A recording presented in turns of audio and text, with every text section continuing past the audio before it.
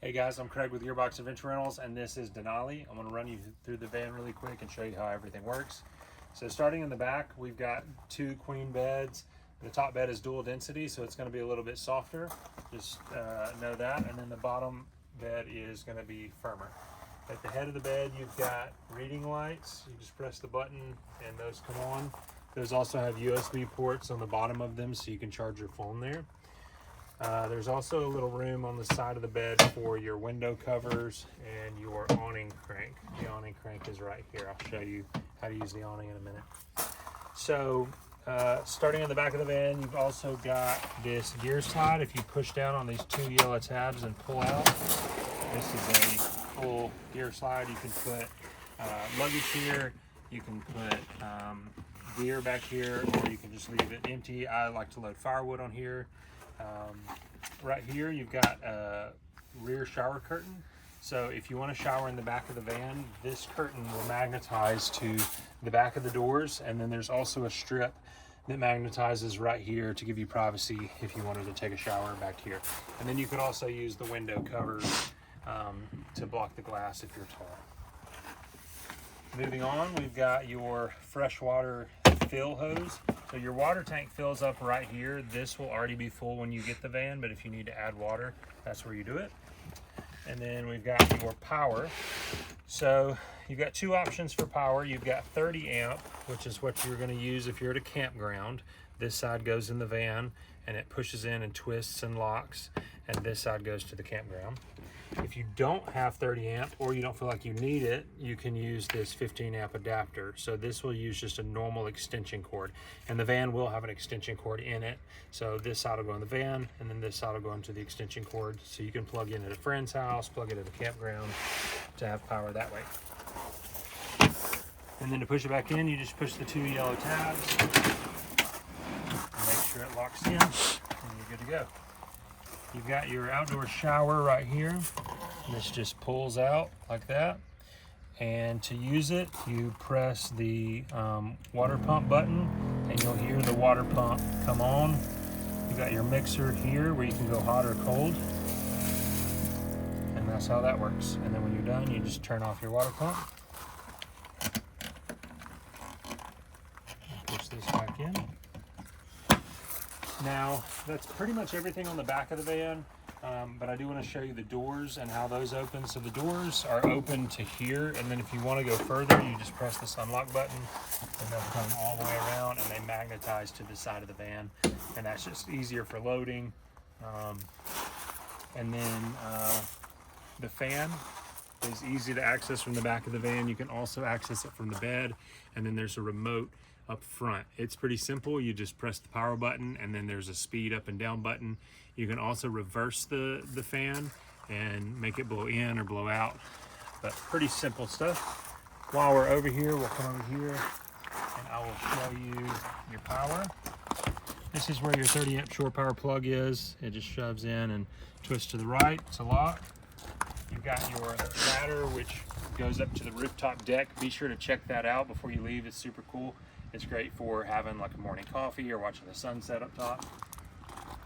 To put gas in the van, it goes right there, which a lot of people have trouble finding. So I want to point that out. And then we can walk around and I'll show you the inside. But while we're here, I want to point out the light bar on the roof of the van. So the van has a huge light bar. It's wired into the high beams. And the high beams are automatic. So when you turn your high beams on, that light bar is going to light up the road. It's super bright, but when it sees headlights or taillights or whatever, it'll automatically turn off and on. So that's a cool feature. When you open the door, you've got automatic step sides. Those are already popped down because the door's open, but whenever you open it, they'll come down automatically. You've got an outdoor table here. This is for like food, drinks, you know, play cards, whatever, outside. You can also put your stove here and cook outside if it's a pretty day. You've got a fridge here and freezer. This is an isotherm fridge and freezer. The freezer's up top. You got place for your cans, condiments, and then your food. You can also move these shelves up or down to make more room. While we're out here, I'll show you the chair swivels. So both the driver and passenger seats swivel around.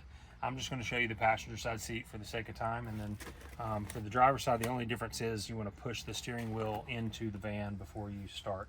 So the first thing you're going to do is scoot the chair all the way forward, and before it passes the cup holder, you're going to reach back right here, and there's a little ring that you're going to pull up. When you pull that ring up, the chair will swivel around, and once it's swiveled around, you can sit in it like this, or you can go back to make more room. That's as simple as that. So there's your seat swivels. This van does have CarPlay, wireless CarPlay, so when you connect your Bluetooth to it, it'll ask you. It also has Android Auto if you have an Android. And so you can see your maps, your texts, phone calls, everything wirelessly, Bluetooth, music, Spotify, whatever. Coming into the van, we've got blackout curtains and a storage shelf up here. So at night, or if you're changing or something, you can pull these blackout curtains open and have privacy. I like to take the edge of the curtain and tuck it behind this wall panel, and that fully blocks everything. You've got your stove, you've got your kitchen utensils, you've got pots, pans, plates. Here's your utensils, everything you need up here. And then the curtains just store up out of the way when you're driving. I'm going to go ahead and pull the stove out to show you that since we've got it. So for the stove, you're going to have butane in here, and then there will also be an extra butane canister. So here is your butane canister. When you're putting the fuel in it, the main thing you want to do, there's a little slot right here in the canister, and you want to make sure that that slot lines up with this tab. So that goes there, and then you close it. You push down this little lever right here, and when you turn it, it should click and come right on just like that. Obviously, when you're not cooking, release the canister, and we recommend that you take the canister out because they can sometimes leak if you leave it in the stove. And then make sure the stove's cool before you put it back in the plastic container. That is simple as that. You've also got this secondary drawer. There's salt, pepper, all your utensils. You've got an AeroPress coffee maker that has a metal reusable filter inside of it. There's the filter. And you pull this out, put your coffee or tea in there, pour boiling water in there, sit it on your cup. Let it steep for a little while, and then after it's steeped for a few minutes, you push this and it will shove the tea or coffee out into your cup. But yeah, there's tons of stuff in here that's useful. So next we'll move on to the control panel. Up here you've got your buttons that turn on the overhead lights. This flood button turns on your outdoor light. You're not really going to be able to tell because it's so bright outside. You've got cargo lights, which are your underbed lights. And then you've got your water pump, which would work your sink if you wanted to get water to the sink, just like that. And then turn that off when you're done using it. And then you have your fridge. Your fridge is on a switch. You just want to leave that on all the time. If you're using the fridge, it's down here.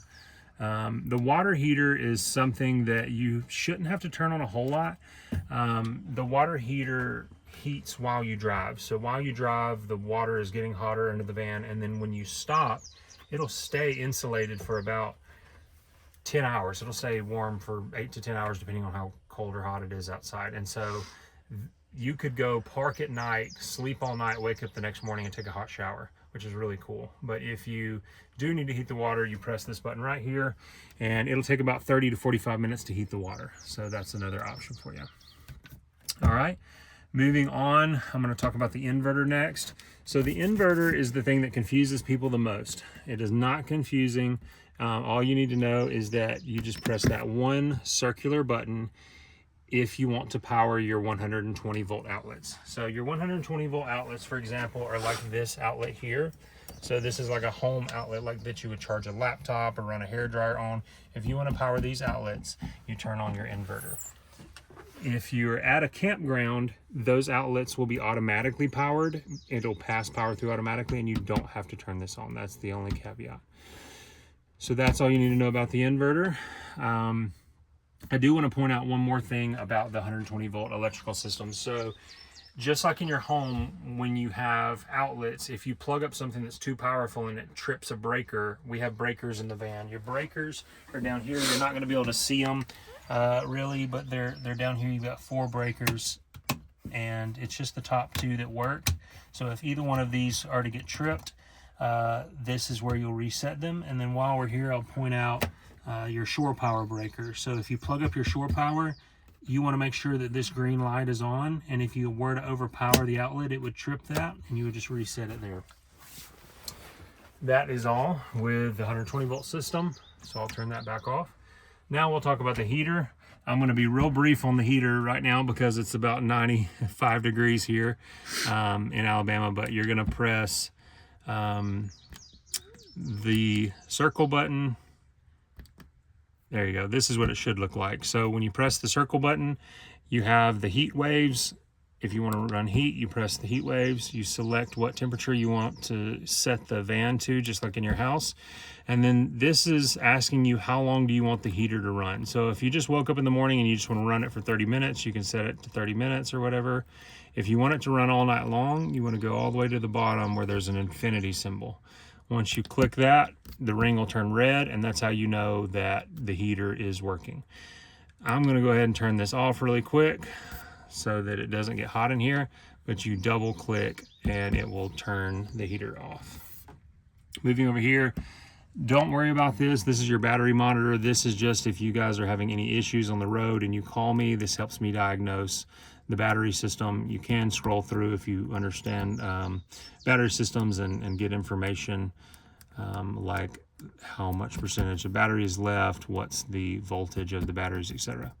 This is your water gauge, so this will let you know how much water is in your water tank. Right now it's completely full. And then this is the fan remote that I was talking about earlier. If you want to turn on the fan from up front, that's what you use. So that's everything for the control panel. I'll talk about the air conditioner since we've already talked about the heater and all the electronics. This is going to fall into the category of comfort. So this particular air conditioner can run off of the van's batteries for about 8 hours without needing to be plugged up, or you can plug up to a campground or a generator and use it all night long. The first thing you're going to do is press the power button, and now the air conditioner is on, and you just set the temperature to whatever temperature you want. Right now we're on auto. You can see that right here. We're on 68 degrees on auto. If you're going to run the air conditioner off of the batteries, I would recommend pressing this menu button and then pressing it until you see eco. When you run it on eco mode, it consumes way less power. So if you're running off the batteries, you want to run it on eco mode because that's how you're going to get that 8 hours of runtime. If you're plugged up to a campground or a generator, you can run it on auto mode or boost mode, and it's going to draw a lot more power, but it's going to cool the van down quicker. I also recommend, if it's super hot, if you're camping in like June, July, August, that you bring some kind of little fan to help circulate air in the van, because it's a big van, little bitty air conditioner, and it'll help you a lot if you can get the air circulating with a fan. So you got some overhead storage compartments here. These things are awesome. There's a mirror in here. You've got storage on the front. You've got clips here where you can hang a hat or a wet towel. You can hook things with carabiners. You've got storage down bottom. And then when you open these up, you've got divider storage, which is super nice. Another cool thing about these is that they have these little mesh divider pockets that you can put in to these things here, and you can hold stuff in, or you can separate stuff if you want to. So these are cool. You can also leave them out if you want. And then you also have pockets here. This is great for like toiletries or trash bags or spices. I love these bags. This is one of my favorite parts of the van. So that is it for the overhead storage. The only other thing I really want to talk about inside is your rear seat and your shower.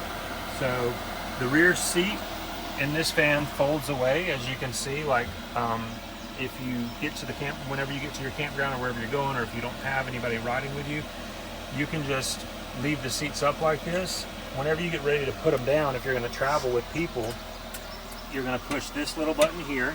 There's also a lock, which you don't necessarily have to lock, but you can if you want to. You just push that button, this folds down, then you grab this lever, and this comes up. You've got seating for two. You've got child latches in here. You've got 3-point seat belt harness and seat belts, and these are super safe. To put them back down, you just do the same thing in reverse. You pull that lever, and then you pull this lever, and they're out of the way. Both seats work like that. Both seats have USB ports down here, so when you're riding, you can charge your phones or devices. Since we're right here, I'll point out the vent windows. If you are running the fan, or you're cooking or something and you want to air out the van, you just open the vent windows by turning these knobs like this. All right, so I know that's a lot. I want to show you one more thing, which is the indoor shower, and you should be good to go. And then we'll go outside and I'll show you how to work the awning. So, to use the shower, Denali is the only van in our fleet that has an indoor shower. This is also where your table is stored. So you want to unscrew this and lower it down just a little bit, and that'll give you access to your table leg and your tabletop. Your table leg goes right here in the floor, which is behind the driver's side seat. So you would swivel around the driver's side seat and your leg screws down into that, and then you just pop the table up top. And then for your shower, this is your shower pan that pops out. You've got your shower head right here, and your mixer, just like in the rear, there's a mixer right here that turns the water to hot or cold. Now, you're probably wondering, how do I not get water everywhere? That's what this bag's for. This is the shower curtain. So try to leave, if you're going to use the shower curtain, try to let it dry out before you put it back in there. What you're going to do is find these little metal clips. That's going to be the top of the shower. And then you're going to look for the magnetic door opening, which is right there.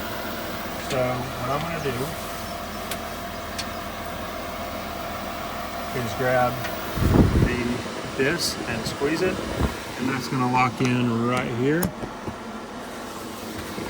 to grab this next one.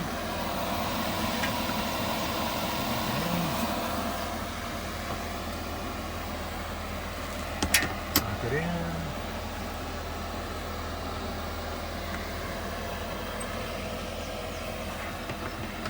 Alright, now that we've got it up, I'm going to get inside.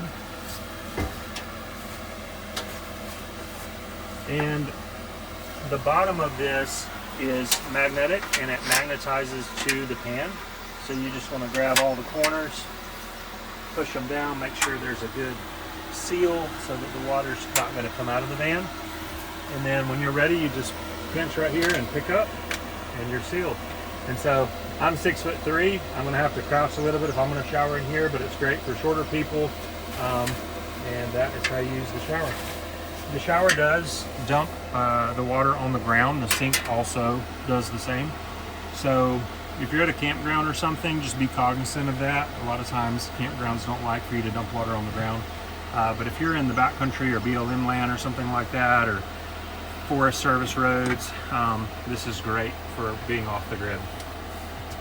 So the last thing I want to show you is the awning, and that's on the outside. So we will go grab the awning crank.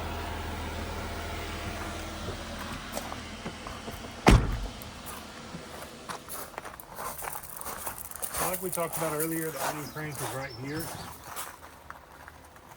This is one of 2 vans in our fleet that has a legless awning.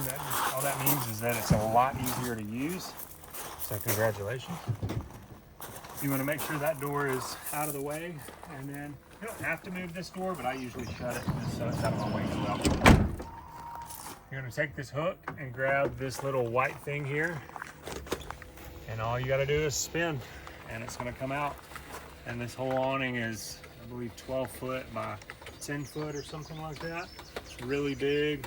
There are no legs, there are no supports that you have to pop up or add, no stakes, nothing crazy like that. You just roll it all the way out, and this will just keep going and going and going.